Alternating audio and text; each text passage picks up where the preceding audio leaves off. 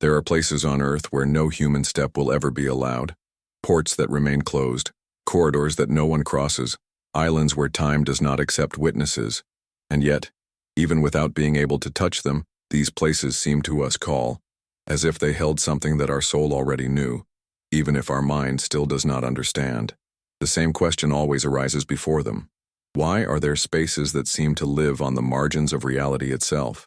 Sometimes, looking at the map of the world, we feel that everything has already been revealed, that every mountain has a name and each border has an owner. But, in the silence between the lines, there is regions covered by veils as old as the earth itself, territories in which science it doesn't enter, politics doesn't explain, and spirituality only whispers.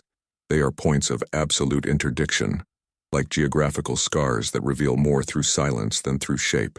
And if you feel like certain things aren't a coincidence, maybe this video is just that, what you needed to hear.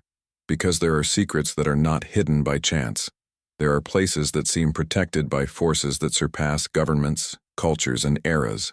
Places where humanity gets too close to something it shouldn't touch, and where humanity, Earth itself, seems to build an invisible wall. Some of these places hold scientific mysteries so profound that they could redefine our understanding of life. Others carry stories that predate any chronology known. There are also spaces where the simple act of stepping seems capable of awakening memories that do not just belong to the past, but to something greater, something that vibrates beyond of linear time. And when we think about this, a concern arises. Could the secret be in these places, or within us? Perhaps every forbidden portal is also a mirror, reflecting the part of the soul that insists on seeking that which has always been hidden, something that pulsates, silently, like an ancient reminder that there is still much more to be visa, even when we can't enter. If something inside you is awakening, stay until the end.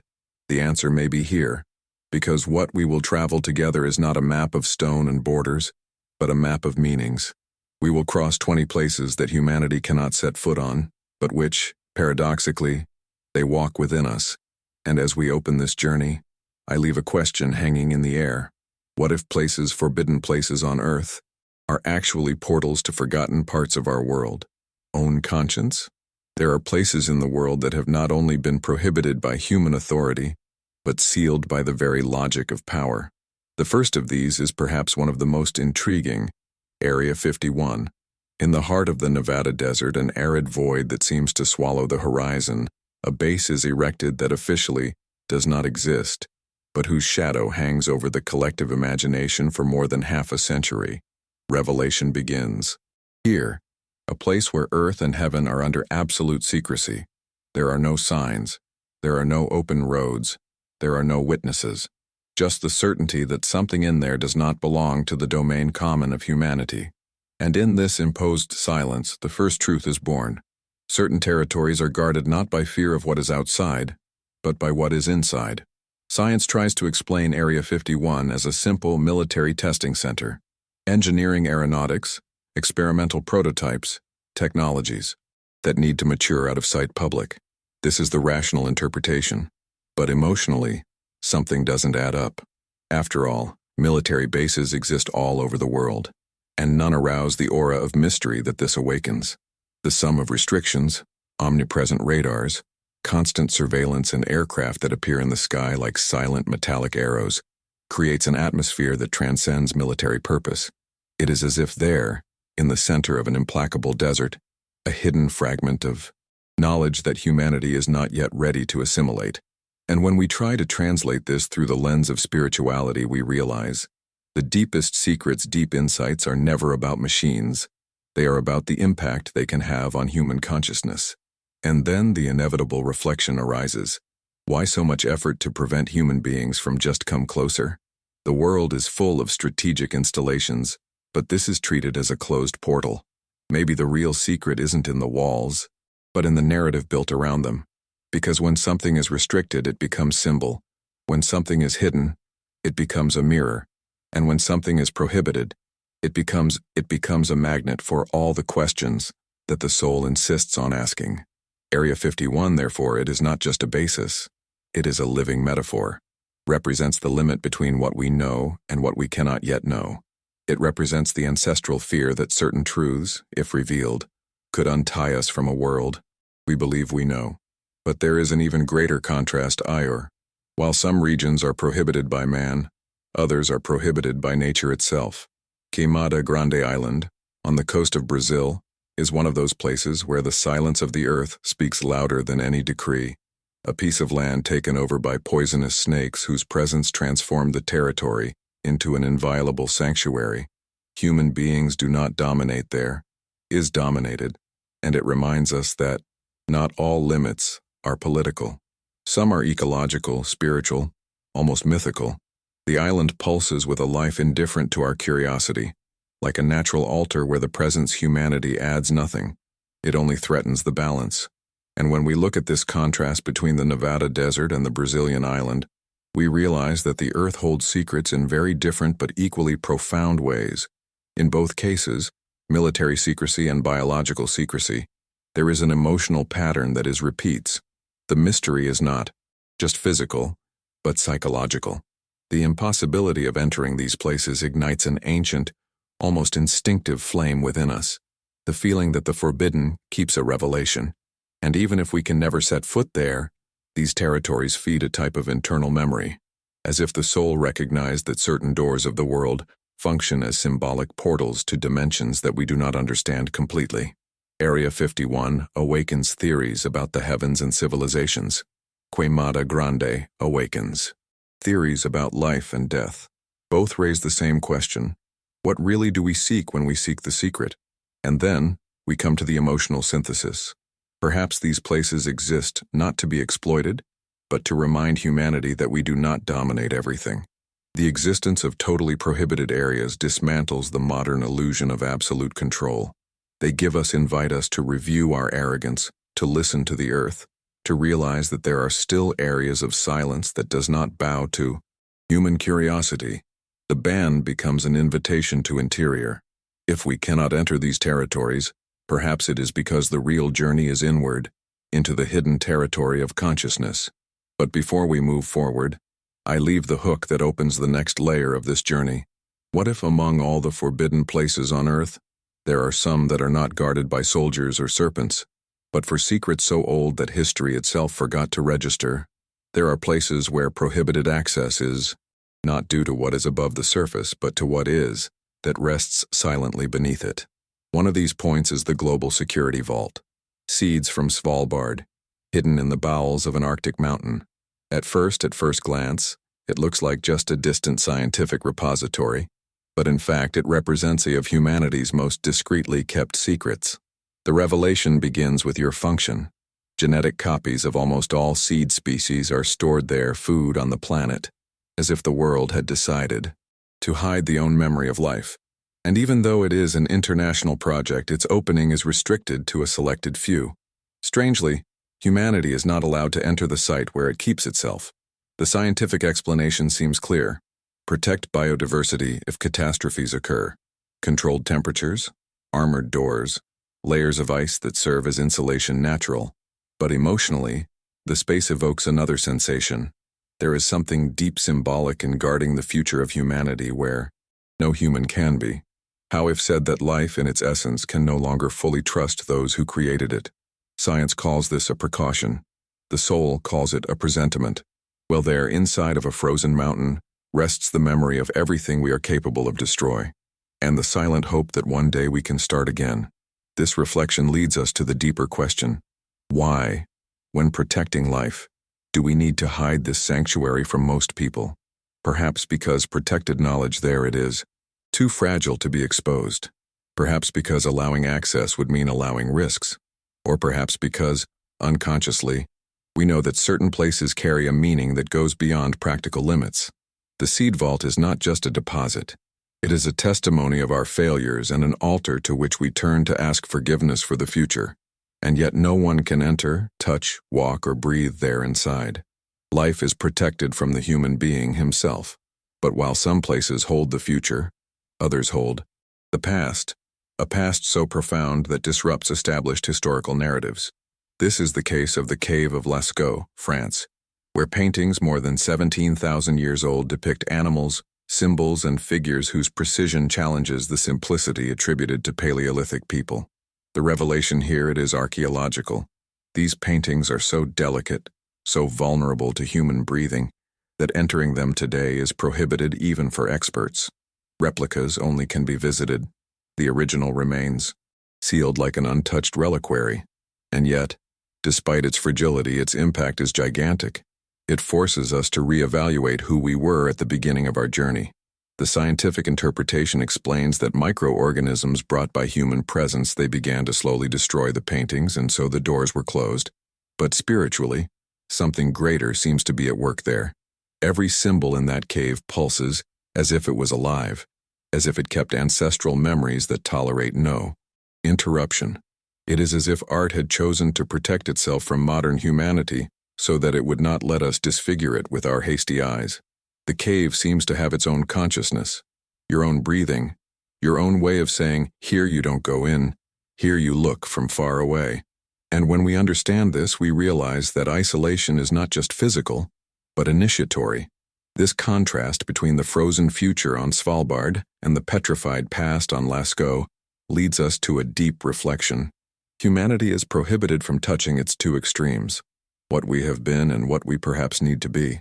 Between these limits, we walk blindly, trying to understand what it means to exist on a planet where the greatest treasures are inaccessible. There is something poetic about this.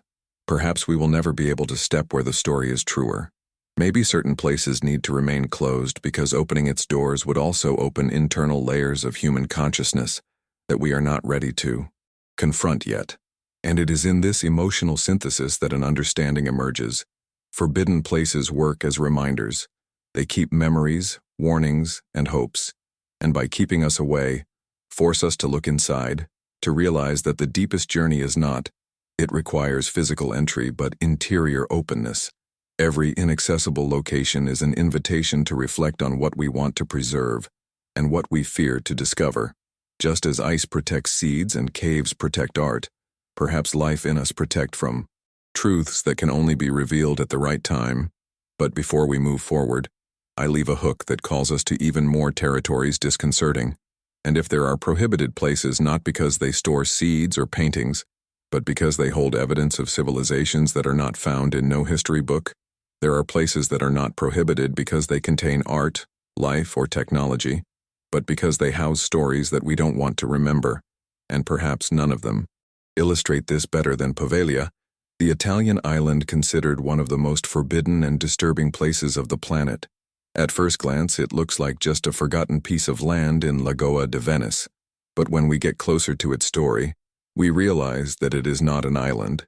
It's a scar. The revelation begins with a simple and devastating fact.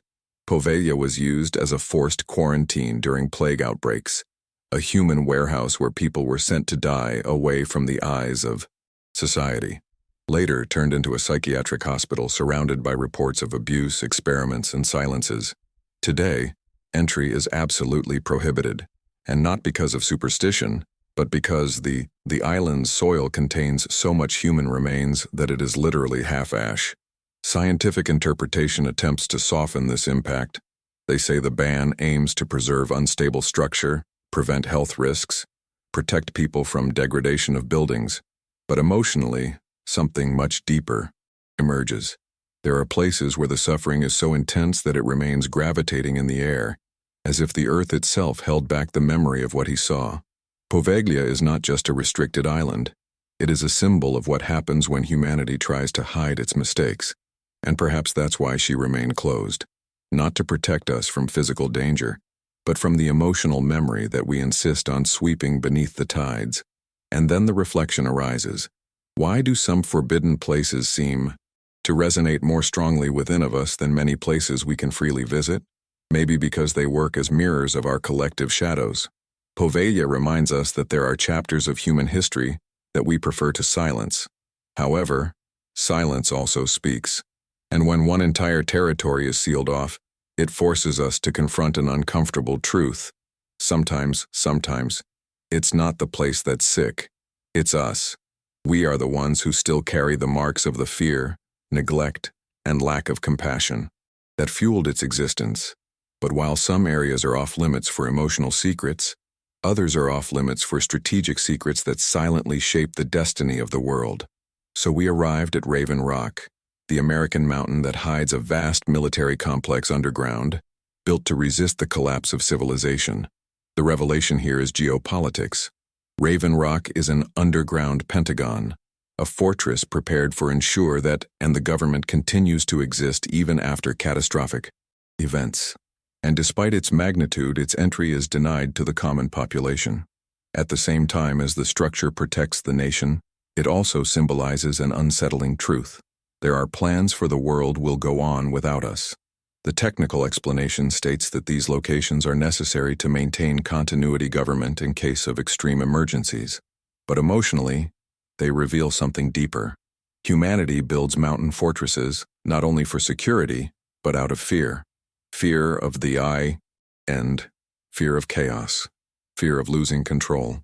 Raven Rock is a survival capsule for a chosen few, erected under the assumption of that not everyone will be able, or should, weather the storm.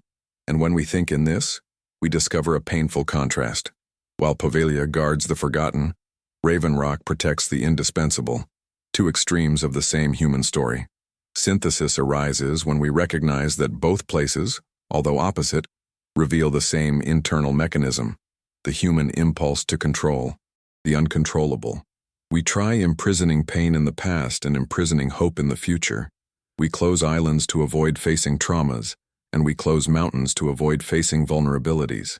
And in the center of these strategies, we always find the same pattern, the need to hide what scares us. But perhaps forbidden places exist to teach us that neither every secret must be seen as a threat. Some are reminders, invitations, portals to deeper understandings of who we really are, and who we fear to be. And so I leave the hook that opens up the next layer of this journey. What if, in addition to islands of pain and mountains of strategy, there are forbidden places that defy just history or politics, but the laws of nature themselves? There are forbidden places that were not built by human hands, nor shaped by politics, pain, or strategy. There are points on the planet whose prohibition arises from something even deeper. Nature itself rejects our presence. One of these places is the surprising Well of Jacob in Texas, a portal of crystal clear water that seems to invite divers to explore it, but at the same time it hides abysses that swallow lives. The revelation begins here. The well is a spring that descends through chambers narrow and labyrinthine underground areas, so treacherous that only highly trained professionals, trained people try to cross them. This place is not officially prohibited by decree, but by the silent wisdom that nature itself imposes. Its beauty is an invitation, your depth, a warning. It is at the same time an open door and an absolute limit. Scientific interpretation tries to understand why so many people underestimate this place.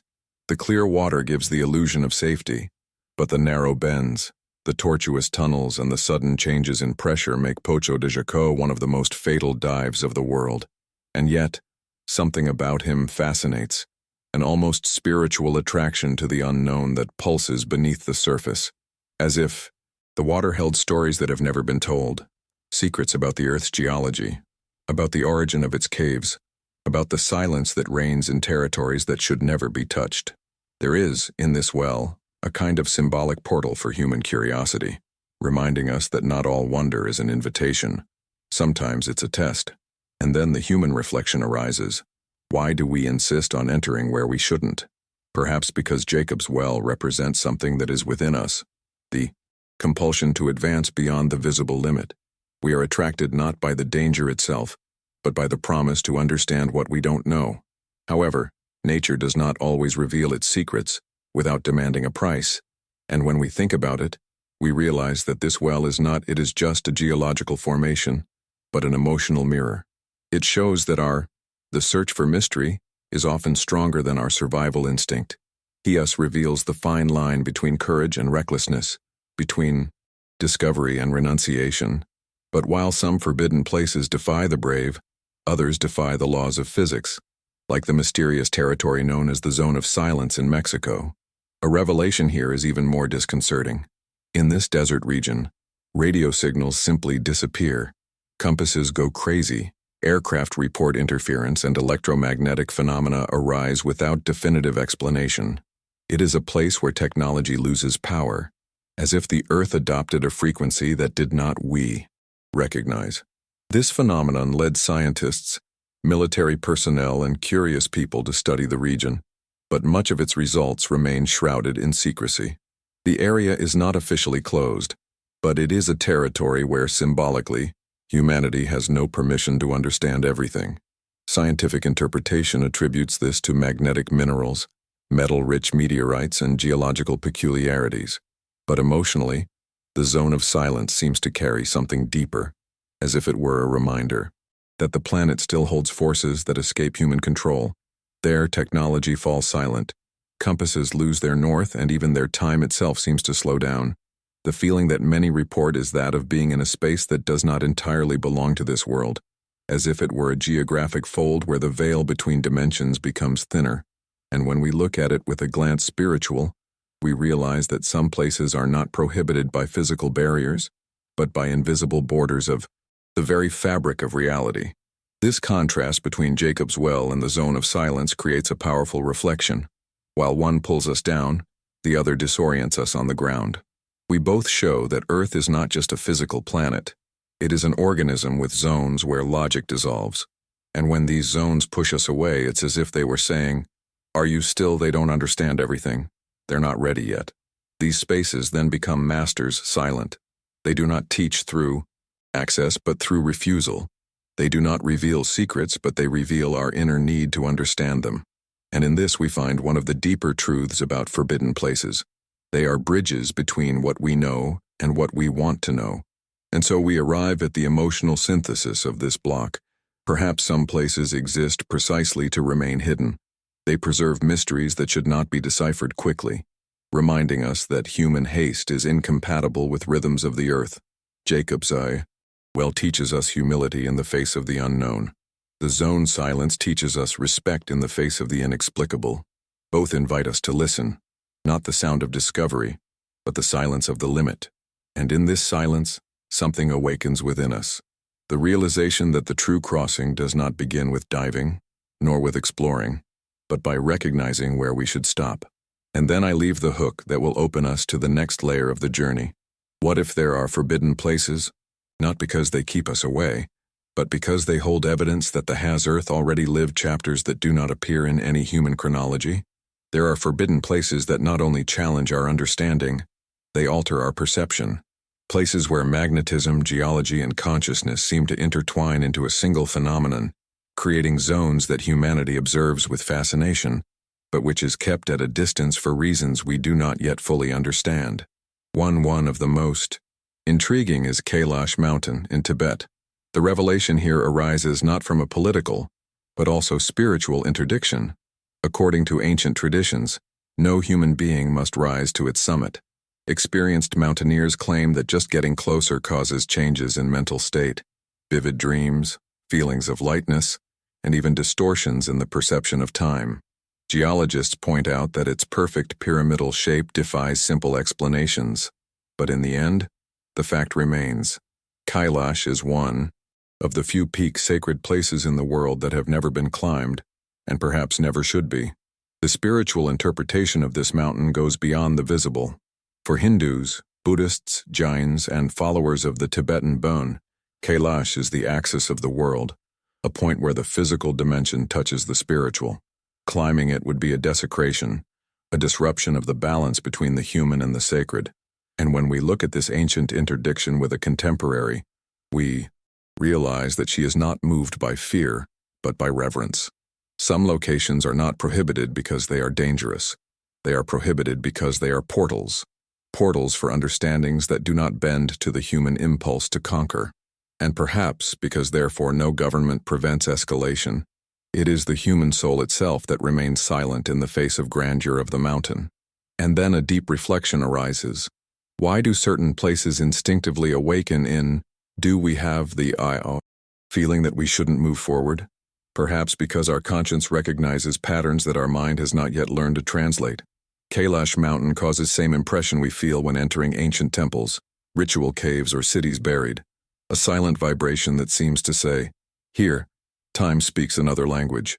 It is the kind of message that doesn't need signs, guards, or fences. It springs directly of the landscape, like an ancestral memory that pulses in the stone, in the ice, in the inclined light over the untouched summit. We are attracted by its beauty but repelled by its sacredness. And this reveals something essential about us. There are mysteries that can only be contemplated, never conquered. While some forbidden places soar into the sky, others are buried beneath the ice, keeping secrets that defy both science and official history. This is the case in the area known as the Vostok Station domain in Antarctica. The revelation here is disconcerting.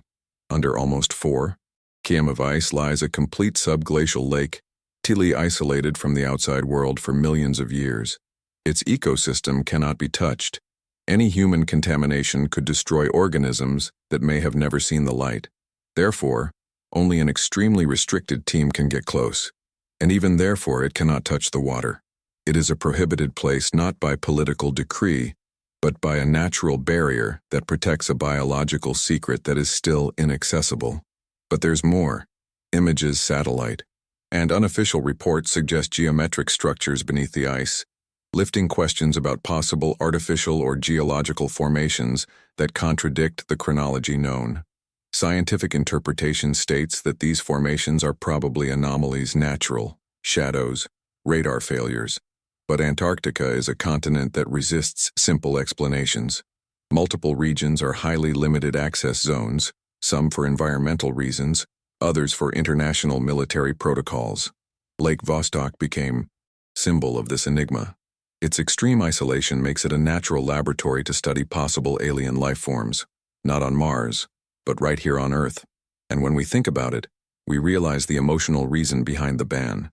We are not forbidden to enter for fear of the lake, but for fear of what we might discover there. Antarctica holds the planet's past, perhaps even chapters that our history has not yet met. This contrast between Kailash and Vostok creates an interesting bridge. One is a spiritual portal up, the other is geological portal down. One connects us to the transcendent, the other to the primordial, and they both push us apart, as if the earth were saying there are two directions we are not yet able to travel, the absolute sacred and the ancestral absolute. The mountain preserves the mystery of consciousness, the lake preserves the mystery of life. Together, they remind us that, despite all the technology, we are still visitors inexperienced in our own world. There are terrestrial and spiritual layers that remain untouched not because of human incapacity, but because we have not yet found maturity to understand them. In the emotional synthesis of this block, we understand that not all forbidden territory is guarded by weapons, fences, or official prohibitions. Some are guarded by nature itself, others for spirituality, still others for the scientific unknown. These spaces invite a different form of wisdom, humility. Perhaps the ban is not a punishment, but a protection. Perhaps they will not push us away because we are unworthy, but because we are still learning to listen. Kailash teaches us reverence. Vostok teaches us patience, and both, in different ways, remind us that the earth still has chapters unwritten of our inner history. And now I leave the hook that will guide us to the next block. What if some of the most forbidden on the planet are not remote, icy, or sacred, but are hidden far below our feet, in structures so old that the very story forgot to mention them? There are forbidden places that are not on sacred mountains, silent deserts, or underwater caves. They are beneath our feet, hidden in depths so ancient that seem to carry memories of civilizations that disappeared even before we learned to name them.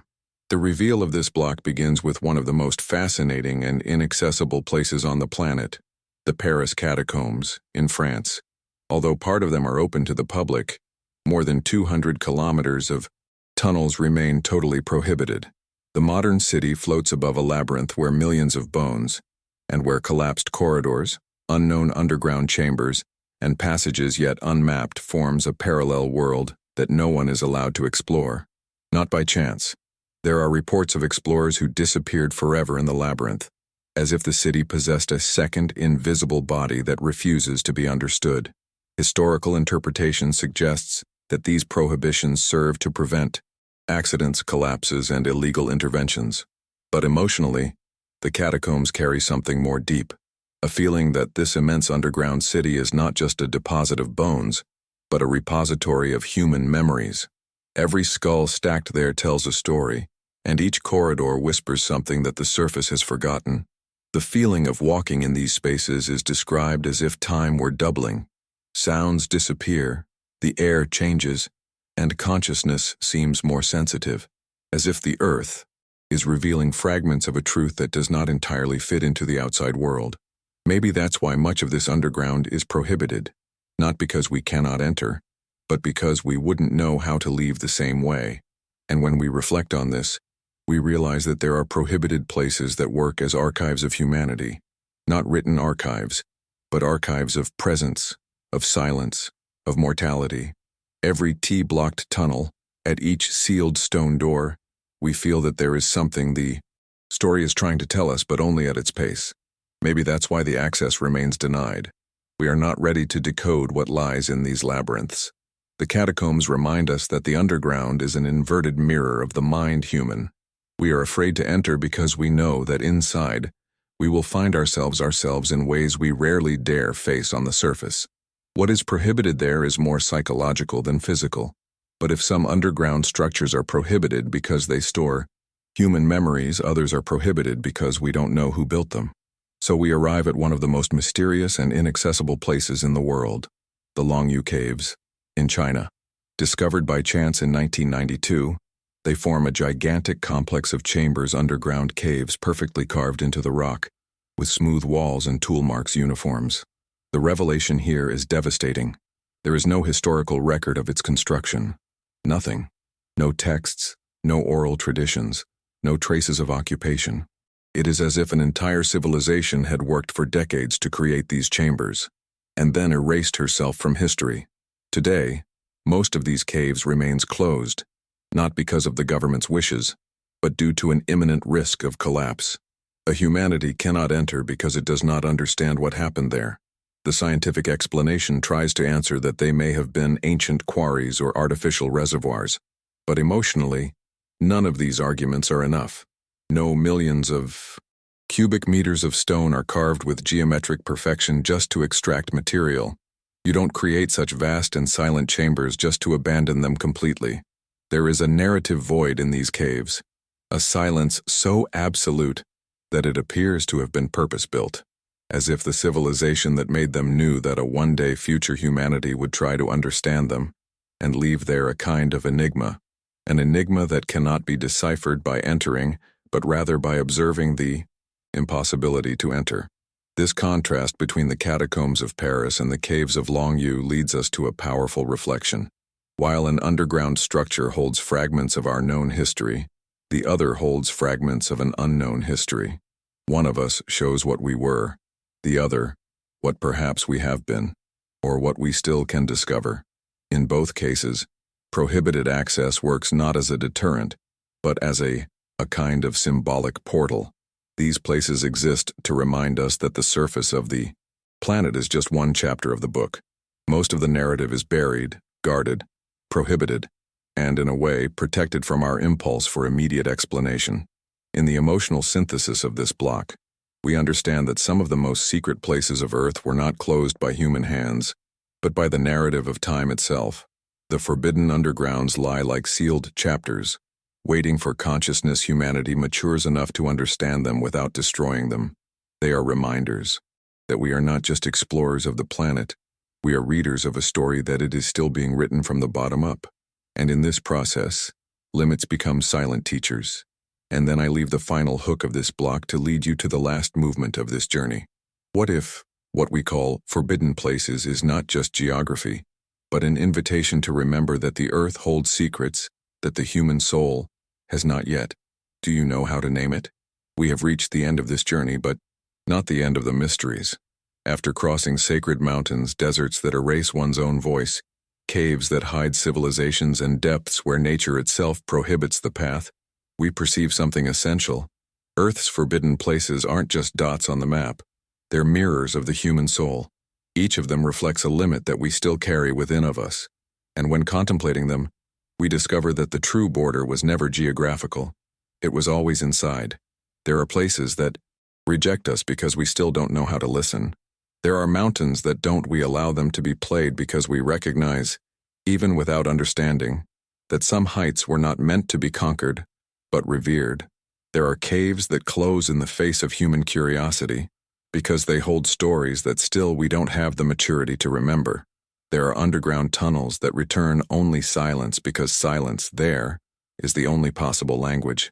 And in each of these places, the world it seems to whisper, not everything needs to be discovered to be real.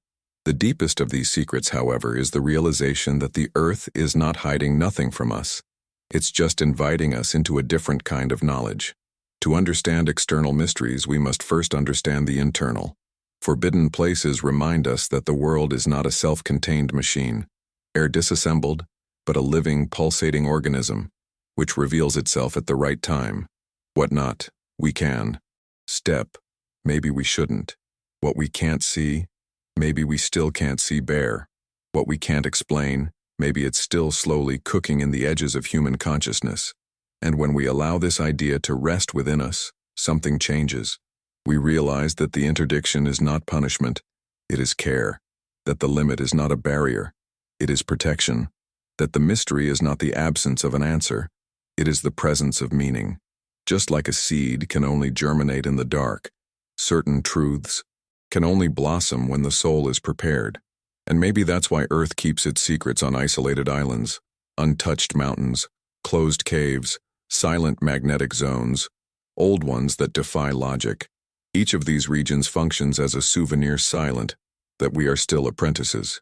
If this journey has touched something inside you, if some forbidden landscape has ignited memories you didn't know you had, allow yourself to continue walking with us. Subscribe, stay close, because the world doesn't reveal itself to those in a hurry, but for those who have the patience to stay. And together we can discover not only the secrets of the earth, but the secrets that the earth awakens in us. And as we close this video, I leave one last question, perhaps the most important of all, the one that has echoed for millennia through cultures, temples, mountains, and deserts. What if what we call the end is just the beginning of a memory that the soul still don't know how to decipher it?